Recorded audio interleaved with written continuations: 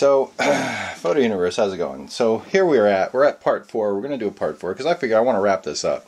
This is a conclusion. And the issue comes down to this J1. You know, who would buy this? Alright? I mean, I've been thinking about it long and hard. And you know what?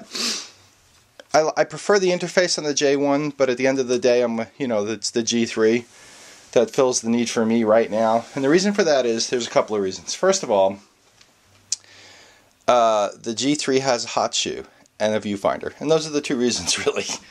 Okay, it's got a built-in viewfinder and a hot shoe. Now the V1 has a built-in viewfinder. I'm not sure about the hot shoe. Okay, but the thing with this camera is that I like the interface better. I'd rather shoot with the J1 than the Lumix, but the Lumix has the features I need, more professional features. Okay. So what niche does this camera fill?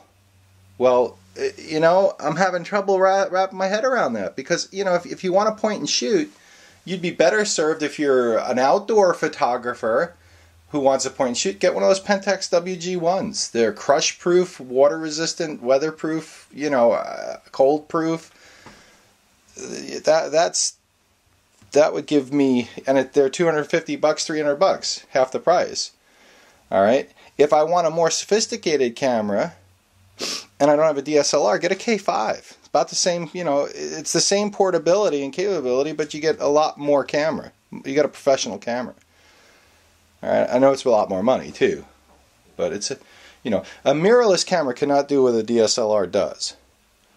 So if you need a DSLR, get a DSLR. There's no question about that. Okay. These cameras are stuck in the middle somewhere. If you have a DSLR and you're looking for a small professional camera, get a G3. And the Pentax is here just to show you. I mean, you know, the Pentax is almost smaller than the G3, which is pretty wild. The Pentax film camera here, the MX. Let's get that out of the mix. So, at the end of the day, who's going to buy this? I don't know. What's the point? You know, Nikon has made a very beautiful, very sophisticated, nice menu, nice interface, expensive camera that fulfills a need nobody has. And I guess that's why everybody read the specs and went, "Oh, what'd they do that for?" But it's a great camera. It's really weird. It's a cool camera. But so what? Okay. Now the V1 might be zippier. I'm sure it is. The only thing with the V1, if the V1 has a real hot shoe, and I haven't confirmed that yet. I'm not sure about that. If the V1 has a real hot shoe, and it's got the built-in viewfinder, so that's pretty cool. But if it has a real hot shoe, then I think I'd rather have the V1 over the G3 for my mirrorless camera needs. Okay, and I'm shooting this video in order to get the G3 next to the J1. I'm shooting this video, and another thing, Lumix gives you a lens hood with the kit. Where's the lens hood, Nikon, for $650? $650, you can get this kit with a lens hood. I mean, the G3 is actually the winner here, even though I don't like the interface as much. So I don't know. It's a really cool camera, very hard to figure out who's going to buy it or why. I don't get it. Maybe if somebody tells me why they bought the J1, put it in the comments. Why did you buy the J1? What did you think? What were you thinking? So you know, it's a cool camera, but there's other choices out there for $650 that I think are better, and that's what I'm saying. So I'm using the G12, Canon G12 to shoot the video. So press that into service to get all three of these guys on the board. So yeah, that's the thing. It's a camera that is really cool, but I'm not sure why anybody would buy it. That's the conclusion, the ultimate conclusion. So it fills a need nobody has, which is interesting. So, all right, that's the conclusion to the J1. And like I said, you know, if the V1 has a real hot shoe, I know it's got an EVF electronic viewfinder, But if it has a real hot shoe, the V1 would be my choice over the G3, I think. I haven't played with it, I haven't tested it.